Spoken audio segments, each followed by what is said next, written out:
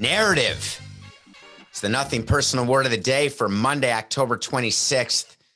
I don't think we've used narrative yet. Clayton Kershaw has finally changed his narrative. Clayton Kershaw can't pitch in the postseason. He's terrible. He's not a big game pitcher. Don't give him the ball. He stinks.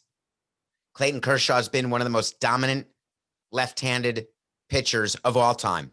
First ballot Hall of Famer. He's got one fewer ring than I do. He's got 7 more playoff appearances in years than I have. Much less effective during the postseason heading into this year. All the talk. And by the way, I was one of them. Clayton Kershaw is not a number 1 anymore. He's a clear 2-3 now. We know that.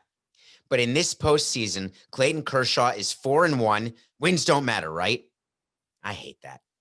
Coca, can you imagine all of the new analytic guys and girls and people?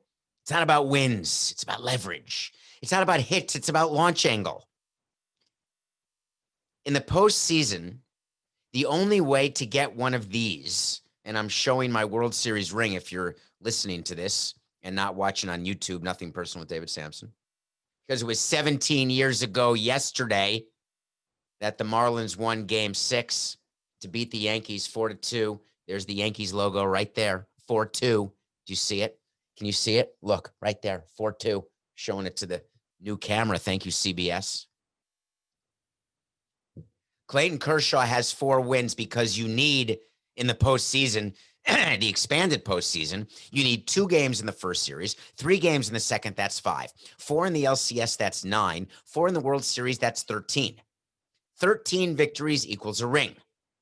Well, Clayton Kershaw has 4 of them out of 12. That doesn't seem bad. How's his earned run average? It's about 2.9, just under 3. Not bad. What are opponents hitting off him? About 211. Not bad. What about strikeouts to walks? 37-5. Not bad. Let's go back to the wins. 4-1. Let's go back to the ERA. 293. What we learned in Game 5 is that Clayton Kershaw is Clayton Kershaw. The key to the game was getting early run support after the unbelievable end to Game 4, which was on Saturday night. But last night, Mookie Betts leads off the game with a double. Corey Seager drives him in. It's 1-0 before the Rays can breathe. Tyler Glasnow.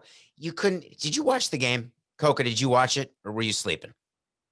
If you weren't sleeping, you noticed that Tyler Glasnow, who is this big, lanky body, he's really, really tall, and he's right on you when he's pitching. Literally, it's as though he's dropping the ball in the catcher's mitt. But his release point was all over the place. He was completely ineffective. It's easy gas. He throws 98, 99, 100, 101, breaking ball, slider, curveball, changeup, everything. But the Dodgers got 2 runs off him early. They have a 3-0 lead in the second inning. Clayton Kershaw has a lead before he gets on the rubber. All right, 2-0 lead. Kershaw gets through the first inning. I'm watching because I'm watching what happens after a Game 4 walk-off as what's happened when the Rays won Game 4. I'm watching because the trend of alternate wins in the World Series had been happening for 4 games. Dodgers, Rays, 2-2 going into Game 5. Then I'm watching Clayton Kershaw give up 2 runs. He bends, he doesn't break. It's 3-2. And then I see Max Muncy add on. You got to add on. We would tell our players, and we talk about this all the time, the concept of adding on. That means when you score runs early and you're on the road. So guess who the road team was this weekend for games 3, 4, and 5? It was the Dodgers. The games were played in Arlington, Texas at Globe Life Park, which, by the way, mattered because Mookie Betts had a defensive issue in right field at Globe Life Park because the ball skipped past him in the 4th inning. That caused an interesting inning, which we're going to talk about. And there's a new kind of turf. It's the new thing, but it makes the ball skip. I was asking Andre Dawson about that, and he was icing his knees when he answered that question. So there's a little lead. 3-2, Kershaw bends, doesn't break.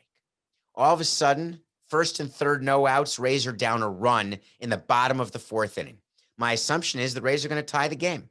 My assumption is the Rays are going to at least tie the game. You always score when it's first and third, no outs. We had a situation with the Marlins where I was all over our GMs, because here's how it works when you're not a baseball guy. You don't care about the stats. So let's say the stat is when it's first and third, no outs, your team will score 81% of the time. Let's just pretend that's the number. The stat I always used is man on third, under 2 outs, you're going to score 68% of the time. For me, I always felt as though we scored 0% of the time. And I felt as though when we were pitching and the other team had a man on third with under 2 outs, that the other team scored 100% of the time. So that's what happens when you're in the front office. You don't understand reality. You assume the numbers are, we give it up 100% of the time and we get it 0% of the time. So here's what happens. First and third, no outs. You got Wendell up, pop out, a pop out. I'm picturing Tony Perez and Andre Dawson and Jeff Conine, the special assistants for the Marlins, who I watched every game with. Dawson and Perez for 16 seasons, Conine after he retired. We would watch and we'd say, just put the ball in play. They would act like, hey, anybody can put the ball in play because it's 2 Hall of Famers and Mr. Marlin. I always thought, just put the ball in play. It can't be that hard. Well, he put the ball in play. Wendell did. Pop up, second base. Guess what? No one scores. No problem. First and third, 1 out. Up comes the shortstop, the cheerleader. You see him if you're watching the game, if you're one of the 10 million people watching, or if you see on CBS Sports HQ, or with us on YouTube. Adames. He's been terrible. So what do you do when you have first and third, 1 out, and you have someone at the plate who the last hit that he had was watching The Departed? You go like this. You touch your nose, you touch your chin, you touch your ear. Nose, chin, ear, shoulder, shoulder, chest, nose. That's bunt. Nose, ear, nose, chin, shoulder, shoulder, chin, nose. Nope. They didn't do a safety squeeze. They didn't do a suicide squeeze. You know what they did? They did the strikeout call. That's the PU. Hold your nose and stick your tongue out. It was not even a competitive at-bat. 2 outs. Kershaw has a chance to get out of it. This is the Mickasuki moment of the game, folks. Up comes Kiermaier. Lefty, lefty. Starts him off with a breaking ball. Can't touch it. Can't touch this. No. I'm thinking to myself, he can't touch this. They're not going to score. All of a sudden, Kershaw comes set. Breaking from third. Margot has a lead. Justin Turner's playing off the base at third. Margot tries to go full Mark Harmon. Yes, you know Mark Harmon. Jodie Foster, stealing home. Margot tries to steal home. Kershaw comes set. Muncy at first base says, step off. He steps off, throws home. Austin Barnes gets the ball, tags Margot by a hair of his chinny chin helmet. That's how close Margot came to stealing home. But he's out. That means that the Rays did not score. Kershaw bent, he didn't break. If a rookie is pitching in that situation, guess what happens? It's clear. He could have balked the run home, because if you don't come set and you're still engaged with the rubber, that's a balk. You have to either come set, but you don't have time to do that, so you have to step off and then throw to home. Kershaw did it perfectly. A rookie pitcher, maybe Dustin May, he's not making that play. Then what happens? It always happens. When you don't score first and third, no outs, you give up a run. Muncy homers top of the next inning. It's 4-2, yada, yada, yada. Dave Roberts made several pitching decisions that were shocking. Brought in Victor Gonzalez to face 2 lefties, but he had to face Arozarena because of the new minimum 3-batter rule. Arozarena, who is now the world record holder. That's not what he is, Coca. Timeout. Cut that. Cut it. Taking a drink of water. Give me a break. Arozarena last night broke the record, not the rookie record. He is now the all-time record holder for home runs, base hits in the postseason. All time. I don't think you realize how unbelievable that is. All time. Okay. He's up. Guess what he does? First pitch swinging in the 8th inning with 2 men on, down 2. He goes deep there. They're winning 5-4. He's a rookie. You take a strike. First pitch swinging. Dave Roberts got away with it. And then in comes Kenley Jansen for the save after last night when he blew the save, even though there were 2 errors on Chris Taylor game 4. That's 2 nights ago. Wait, that doesn't look like Jansen. Dave Roberts hits his left hand. In comes Blake Trinan. Am I blanking? I think I'm blanking on Blake. Coca. I can't, by the way, this is what happens in the postseason. Is Trinan a righty or a lefty? This is unbelievable. Coca, pull it up. Just pull a video from he saved the game last night. I can't believe it. This is an outrage. I'd like to take 10 seconds. I'd like to apologize to all the viewers and listeners of Nothing Personal, because for me not to remember that Blake Trinan is most obviously a righty is an absolute disgrace. I'm going back and forth in my head. I'm going to settle on the fact that he's a right-handed pitcher. He has been leaned on heavily by Dave Roberts. He calls him in to save the game, and the Dodgers win game 5. They rebound from the most unbelievable loss in game 4. If you have not seen the final play from game 4, I want to recreate it for you. So I'm in the CBS Sports HQ studio, and I'm watching the game on they got a huge TV, right? All the money they didn't spend on our equipment for Nothing Personal, they spent on TVs in the studio in Stamford, Connecticut. It's a monstrous TV with great sound, and there's monitors everywhere, people in earpieces. There's people wiping the tables and masks. They're bringing you food left, right, and center. You're getting back massages, foot massages. It's amazing.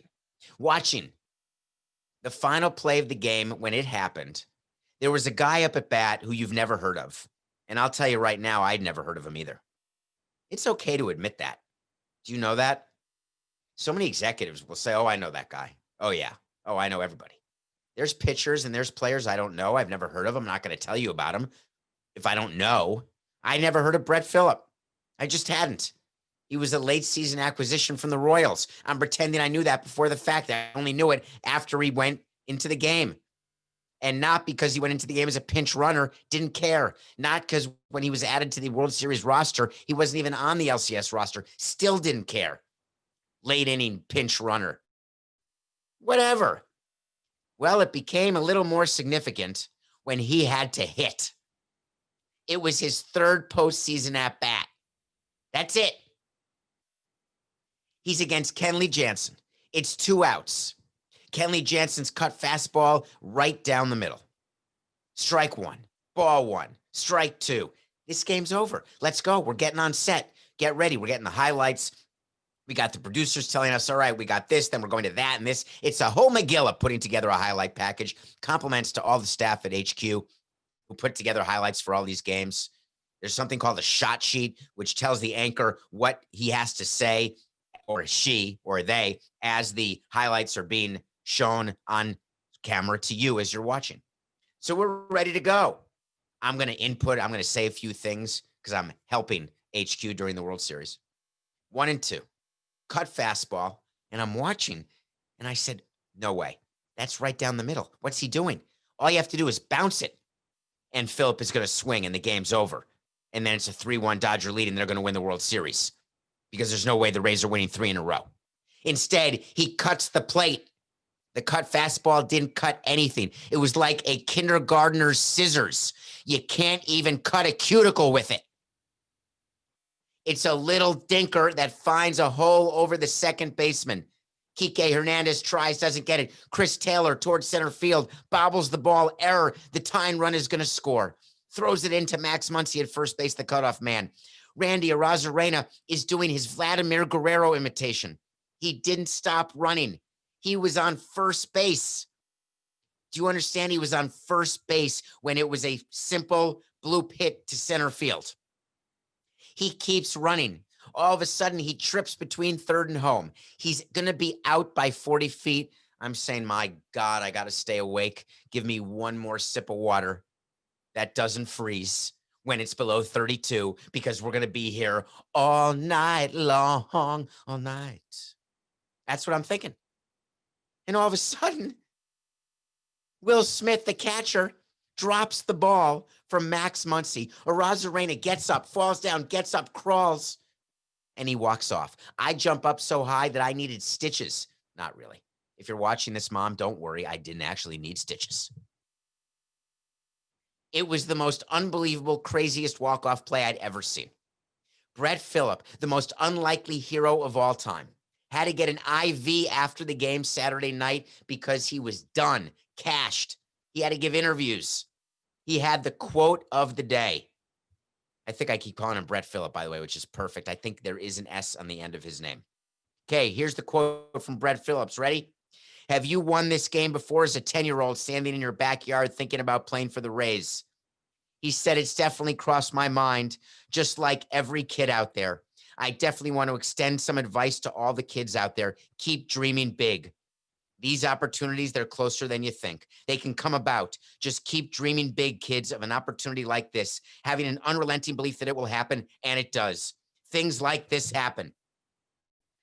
I'm going to be 6 feet. I'm going to be 6 feet. I'm going to be 6 feet. I am willing it to happen. It's going to happen. It can happen. It can happen. I'm going to put my feet at the end of the bed every night, and I'm going to stretch my arms out. It can happen. I believe it can happen. I am going to be able to dunk a basketball. I believe in myself. Yes, it can. Yeah. Crikeys. I'm still 5'5". How many of you dream bases loaded, bottom of the ninth, tie game, fourth quarter, at the free throw line when you're taking your free throws? Well, I'm here to tell you, it ain't going to happen. For all you parents who think that your kid's going to be a professional player, Coke, I got to say this. When my son would play Little League Baseball when I was with the Marlins, and there'd be parents who'd be coming up to me and like giving me CDs of their kid playing, and all of them had private coaches, and it's unbelievable because all these parents think their kids are going to be big leaguers, and it's fine. I want the kids to enjoy playing baseball, enjoy playing basketball, enjoy playing football, because in order to be a professional baseball player, if your kid isn't the best on his team, every single team he's been on, and every team that he could be on, except he's not old enough to be on it, then your kid is not going to be a Major League Baseball player. Brett Phillips would have made your kid in Little League look like the way I looked on a basketball court. I still like that he's told us to dream big. It's good. Dream the dream. I'm not here to quash your dreams, only your subpoenas. Subpoena. You don't have to X that out. I didn't say penis. I said subpoena, Coca. That's what you quash when you, yeah, whatever. Anyway, Brett Phillips did it. The Rays had great momentum. Do you know what you do in the clubhouse, by the way, after a game like that? When you win, it's exactly what happened with the Marlins in 2003. That's all I kept thinking about. The Marlins were down 2-1 going into game 4, just like the Rays were. Alex Gonzalez hits a walk-off home run off Jeff Weaver that just made it inside the foul pole. And guess what happened? We win. So it's now 2-2, and it was about to be, I felt as though it was going to be 3-1. After that game, I went in the clubhouse, hit Alex Gonzalez on the back. Good job. See you tomorrow. Went in to see Jack McKeon. See you tomorrow, coach. That's it. It's business as usual. You don't stand there celebrating like you just won the World Series. You had a great win. You celebrated on the field, which the players did. The front office goes down. You're ready for game 5. If you're the Dodgers and you lost that game, or the Yankees who lost that game, here's what you do. You go into the clubhouse and you don't say another word. There's no coaching. There's no meeting. You don't call a team meeting. You don't talk to your manager if you're the GM or the president. You go back to the team hotel if you're on the road. You go to sleep. You may crush the minibar, and then you go to sleep. I don't mean like Denzel Washington in Flight. Was that the name of that movie? What's the name of the Denzel Washington movie where he's crushing the minibar? He's an terrible alcoholic. And I'm not saying that any of us are alcoholics. I'm just saying that sometimes you do crush the minibar. I can't remember the name of the movie. By the way, Coca, this is awesome for a Monday.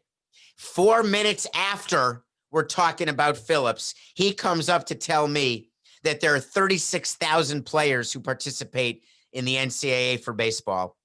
791 get drafted, which is 9.9% become major pro players. Let me ask you, are those guys in the minor leagues because those are professionals because they're getting paid, or are those big league players? Because if you're going to tell me that 9.9% of the people in the NCAA become major league players, I'm going to say no. It's simply professional, which, by the way, is pretty cool. It really is. Thank you, Coca. That's a solid Monday stat. So the World Series has come to a pinnacle. Tomorrow night is going to be game 6. It's been Dodgers, Rays, Dodgers, Rays, Dodgers. Look for the Rays to win game 6. It's a bullpen game for the Dodgers. They got Blake, I don't Snell, against Tony, I don't play the Gonsolin. I just made those up, Coca. That's that little Chris Berman. Have you heard those before? Does Berman do that? Chris Berman was a guy who would always give nicknames to players. Blake, I don't Snell, against, is it Chris? Now, against Tony, I don't play the Gonsolin. Oh my God, I got a problem. It's called the Bermanism. Thank you, Coca. You got to talk louder. We're in new equipment. We're in Stanford. I can't hear you. All right. Game 6 coming up. Not till Tuesday. We'll have more to say about it on Tomorrow's Nothing Personal. Meanwhile, NFL Week 7 was a bit of a crazy week. What was crazy about it for me, I just want to point out 2 things that are fascinating. The Dallas Cowboys give us all sorts of great content here on Nothing Personal. I don't know if you saw, but Andy Dalton is concussed. They had to go to a quarterback named Ben. Can we go out tonight and eat at DiNucci? He's some 7th-round pick out of Thomas Jefferson College. And the Cowboys lost to the Washington football team. The Cowboys stink. Mike McCarthy had one of the great lines of all time. I love this. Ready? This is coach speak. And McCarthy's hanging on by the thinnest of threads. We need to be much better, and we're running out of time. I'm just going to leave that as is. Thank you, Mike. We appreciate that. Meanwhile, I thought, did we talk about Antonio Brown, Coca? Remember I told you on Friday's show that Antonio Brown would not sign with the Seahawks because Pete Carroll and the Seahawks are way too smart? Well, guess where Antonio, so we got that wait to see right from October, whatever it was, 23rd. Wait to see is when we tell you something's going to happen. And then if it doesn't, we'll follow up. If it does, we'll follow up. Well, Antonio Brown signed with the Tampa Bay Buccaneers. Rumors were everywhere that Tom Brady was involved, that he spoke to Tony Robbins, the motivational speaker, about Antonio Brown, or maybe he had Tony Robbins talk to Antonio Brown, or maybe he talked to Antonio Brown about Tony Robbins. Whatever. All I know is if Tom Brady says that he wants a certain color Gatorade on the sideline, guess what? You're going to see that color Gatorade. If Tom Brady says he wants Rob Gronkowski as his tight end, it's got to be that's not his name. I think I'm missing 3 syllables. Rob Gronkowski. Rob Gronkowski. Thank you. If you want him as your tight end, we'll sign him. No problem. Guess what? Antonio Brown's a Buccaneer. And what's interesting is that his coach is Bruce Arians, who wants no one to think that Tom Brady's in charge. It's wink, wink. It's like watching Los Angeles Lakers and thinking that LeBron James has nothing to do with personnel decisions. It's like watching the Los Angeles Lakers and thinking that Rob Pelinka is making every decision. It's laughable. Bruce Arians said signing Antonio Brown had nothing to do with Tom Brady. Give me a break. Seriously. Why not just say it?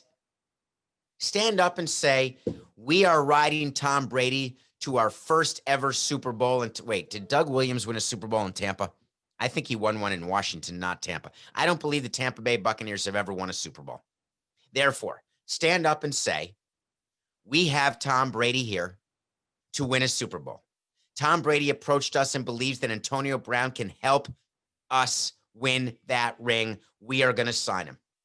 Just say it.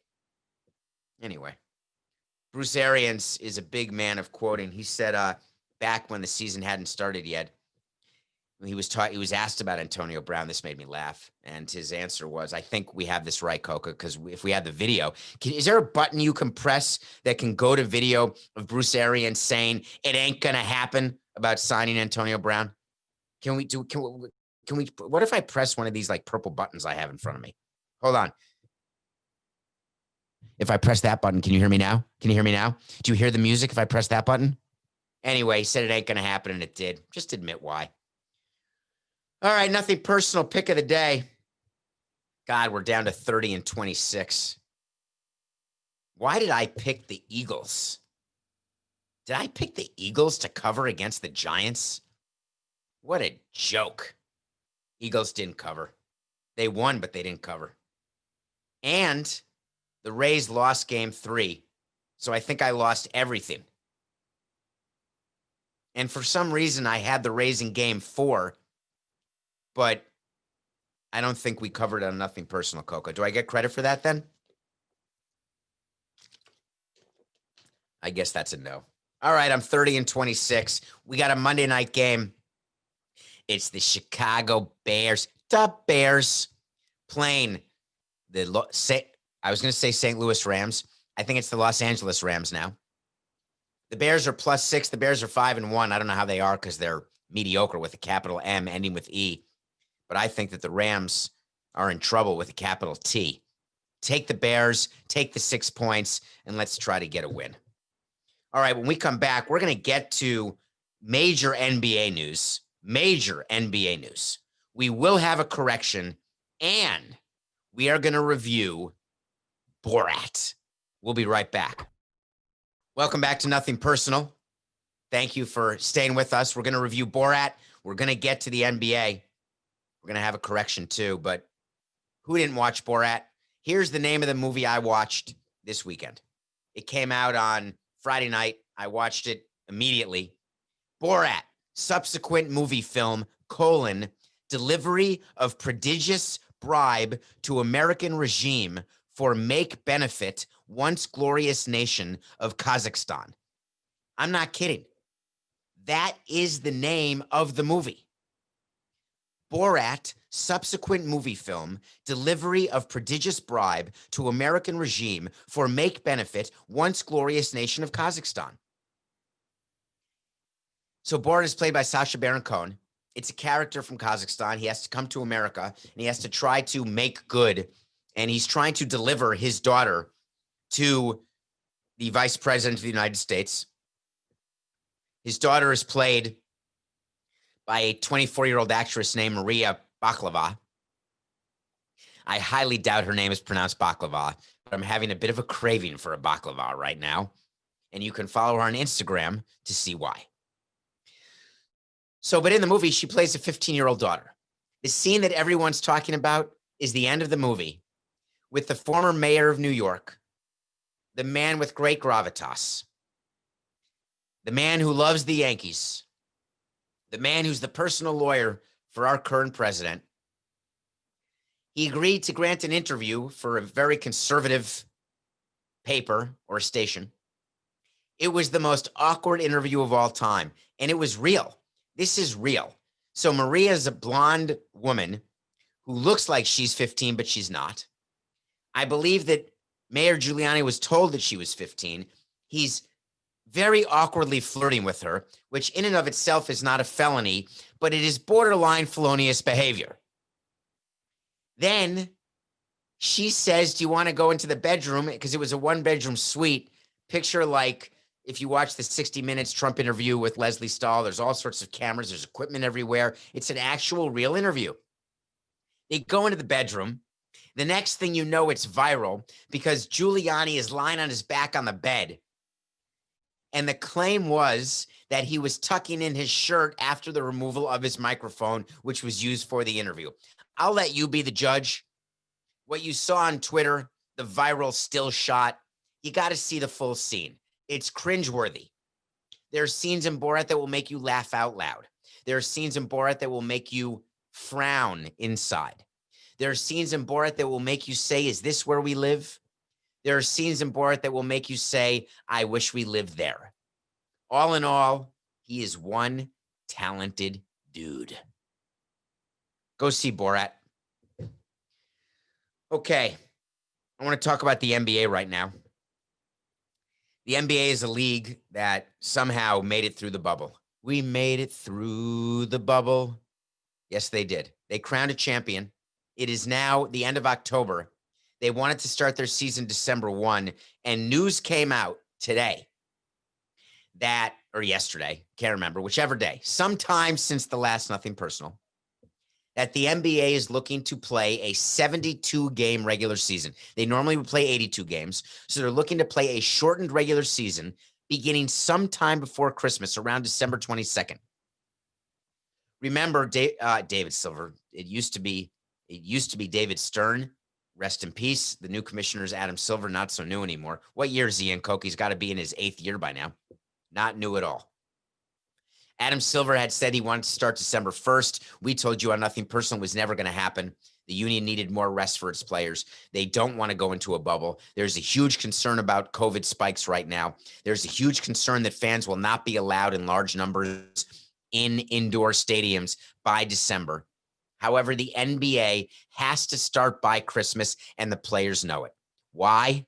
Say it with me. Come on. 1, 2, 3. Rights fees. Christmas is a huge day for the NBA. They always have a double or triple header on national television. They have got to have games played on Christmas Day. So the NBA announced that they're going to start before Christmas. They announced, by the way, these are sourced, but this is what they're negotiating with the Players Union. They're negotiating some sort of play-in tournament before the season starts. Negotiating the loss of an All-Star weekend. By the way, not a wait to see, but anytime All-Star games are canceled. And you know what, Coke? I haven't read about this with baseball. There's so many players who have clauses in their contract where they get bonuses for being either selected or elected to an All-Star game. We would give more money in bonuses to players for election versus selection. Because if you are elected to the Hall of Fame, that is the fan vote. And we wanted our players to be elected. We wanted to compensate them more for being elected because it means that they're out there trying, they're having a great season, and the fans are appreciating them. That means they're going to be a starter. Not as much of a bonus if you're selected, because so many players in baseball become all-stars because of replacements and injuries, etc. So the question is, without an all-star game, as there wasn't this year, do the players all lose those bonuses? That's negotiated with the union before the season starts. In the NBA, it's the same thing. This game is a moneymaker for the players. I think you get like $100,000 if you win the game, if you're on the winning team, $25,000 if you lose, plus any sort of bonus in your contract for being named an all-star. But the NBA is suggesting that the All-Star weekend is not going to happen. The NBA is also suggesting a 2-week break during the season. The NBA is also suggesting that they will be done with next year's NBA Finals before the supposed Olympics start in July of 21. Why is that important? Because so many players are foreign born and they go play for their countries in the Olympics, where it's a far bigger deal than it is here in the U.S. Wait to see, not official, will the Tokyo Olympics even happen next July of 2021? So the NBA is keeping all this in mind. What did the source of this information not tell you? Something important. None of this can happen in the NBA until it's fully negotiated with the union. So the union wants to know the following. What is the BRI in 2020 in the pandemic shortened bubble season? BRI is called basketball-related income. Why does BRI interest the union? Because BRI is used to figure out the CAP. And the higher the CAP, the more DOLLARS goes to the players. When owners don't know what the salary cap is, when owners don't know what the luxury tax threshold is, owners are not diving into free agency. And in the NBA, free agency is where it's at. It's what every player's waiting for. Frankly, it's the case in every league except the NFL. But in baseball and in basketball, that's the case. Owners and the players who got along so famously as they worked toward that great bubble in Orlando for the 2020 season that ended with the Lakers winning a championship, and everybody who criticized baseball for all that fighting, well, we were here on Nothing Personal telling you that there's going to be fighting in the NBA. It's a matter of when, not if. The NBA has been a leader during COVID. You know that. You know that when Rudy Gobert tested positive, they shut down the league, and that was the domino effect that led to basically the country shutting down. You also have read and heard that the NBA lost almost $1.5 billion of revenue because of the pandemic. That means that the cap is going down and the luxury tax threshold. That means that teams that thought they were going to be above the cap because the cap would keep growing. I'm sorry, that teams would be below the cap. Edit that out, Coca. Nah, we don't edit on nothing personal. Teams thought they would stay below the cap. Let's say the Rockets, who signed Russell Westbrook along with James Harden, felt as though they would stay below because the cap grows every year, because income grows every year. There's no way anyone projected this sort of revenue disruption, this sort of business interruption that happened with the pandemic. So what the owners are saying to the players is, you've got to have a quick turnaround from last season. We're going to start training camp Thanksgiving. We're starting the regular season on the 22nd. We've got to figure out how to play basketball, or else we're going to have to go back in the bubble. And the union is saying there's no more bubble. We're not doing it. That is an official wait to see. So there's going to be a ton of compromise on each side. The compromise will come in the form of what the agreed upon salary cap will be and what the agreed upon luxury tax threshold will be, which has always been based on a formula that uses basketball related income. But there's an opportunity right now for a renegotiation of the collective bargaining agreement that could change the definition of how you get to a cap and a tax threshold. There's a lot of work to be done in the NBA and work they will have to do. In the meantime, there will be basketball next year. The Lakers will get to defend their title. It feels like Christmas is tomorrow. It sort of feels like it's July. In any case, the NBA is starting to negotiate, and I mean soon. Okay. I want to tell you on nothing personal something that matters to me, and that is when I make mistakes, I give you corrections. The thing about corrections for me is that when I started Nothing Personal, I had many people giving me advice. And they said, here's what you do. Never release your show until it's perfect. If you have to redo a segment, you redo it. If you say something wrong, you cannot have that on your show, redo it. And Coca and I fought that because we thought that delivering to you 45 straight minutes, no guests, no callers, just me talking about what's trending, Coca yelling in my ear when I'm boring him. We give it to you straight, and by definition, we're going to get some things wrong. And I own it, I wear it, and I love it because you tell me. And I love the loyalty that I have in the listeners and the viewers that we have with Nothing Personal. I said sometime last week that there was a home run hit in the 9th spot by the Dodgers. I said it was the first home run in the World Series out of the 9th spot. I meant to say it was the first home run by the Dodgers in a World Series out of the 9th spot since Kirk Gibson in 1988. And a loyal listener or viewer on YouTube said Joe Blanton of the Phillies hit a home run from the 9th spot in Game 4 of the 2008 World Series. I had no recollection of that ever. There's no way I would have come up with that. That's a correction without an edit. Okay. One of the great universities is in Evanston, Illinois. It's Northwestern. It is a phenomenal school. You know, they're in the Big 17. You know that they have a phenomenal undergraduate program, phenomenal graduate program. The president of their university is a guy named Morty Shapiro. I never thought Morty Shapiro would make Nothing Personal, but a story came out that we have no choice but to discuss. I call him Morty. His name is Morton Shapiro, but it really is Morty. Morty to people who know of him or know him. There's a lot of angst on college campuses right now for good reason. There's a lot of issues that students are having. They're worried about safety. They're worried about representation. They're worried about police brutality. They're worried about money being spent on athletics when it should be spent on academics. The thing about college and universities is that it gives kids between the ages of 18 and 22, undergraduates, an opportunity to begin to flex their adult muscles because they're not children. They're not adults. They're in this sort of purgatory in the middle where they think they know everything, but they'll look back at college and they'll realize that they didn't know anything. I was the same. When I left home and I went to college, when I went to Tufts for freshman year and then Wisconsin, the last 3 years of my college career, my parents didn't know the first thing. I knew everything. I had all the answers.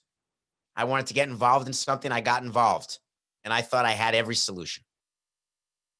Students right now participate. There's protests on college campuses around the country, and I love and I respect and I admire a student's right to protest. I want students to have a right to say what they feel, to try to effectuate change on college campuses. I'm in. It's a great time to flex your intellectual muscles. Here's what I'm not in for. I'm not in for violence. I'm not in for looting. I'm not in for mayhem. I'm in for intellectual discourse. I am in for conversation. I've been lucky enough to spend time on the campus of Northwestern. I've been lucky enough to spend time on the campus of Yale in New Haven, where there are protests and there are conversations that happen. They always make the news. The president of Yale, a man named Peter Salovey, has to deal with issues that as a president of a baseball team, you can't even fathom. It's so hard to be the president of a university. Remember talking to Jonathan Holloway, who worked both at Yale and Northwestern, is now the president of Rutgers, who, by the way, got their first Big Ten win. Congratulations to Jonathan Holloway. Big Ten started. I was just picturing Jonathan Holloway, by the way, watching his football team win a game, being all excited about the win, but saying, I can't believe we're playing. I can't believe I got so overruled because of COVID. But his last school where he was the provost was Northwestern, and Morty Shapiro is in trouble. They are calling for Morty Shapiro to be fired, to be released from his job.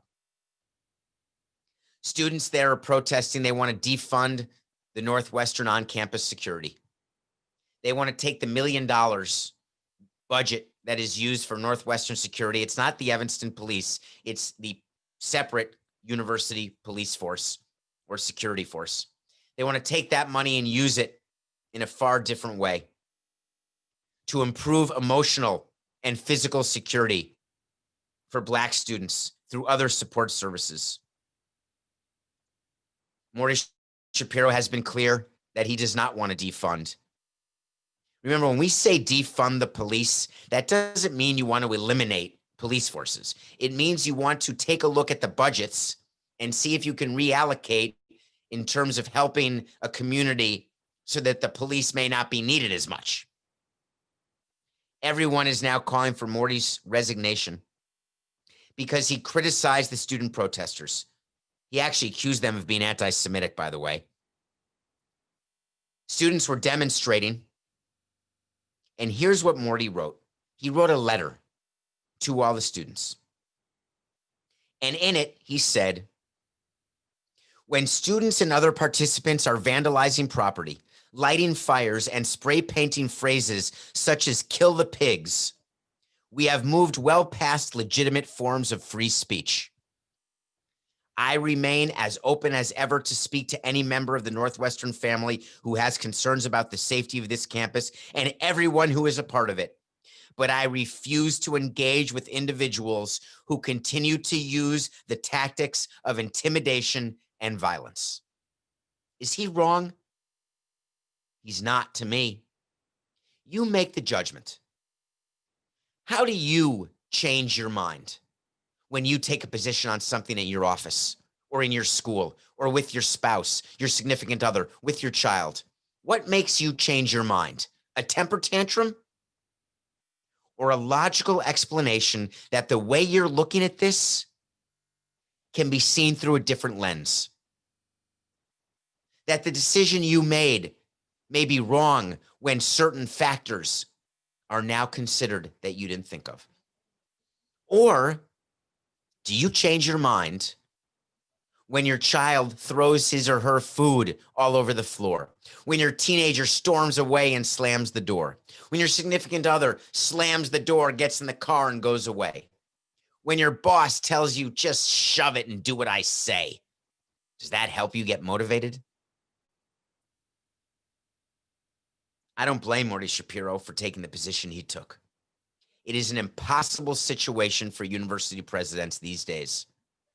It's an impossible situation for all of us where there can be violence when nonviolence and conversation should be the order of the day.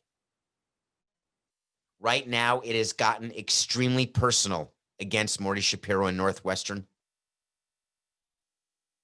when this whole time, it should just have been business.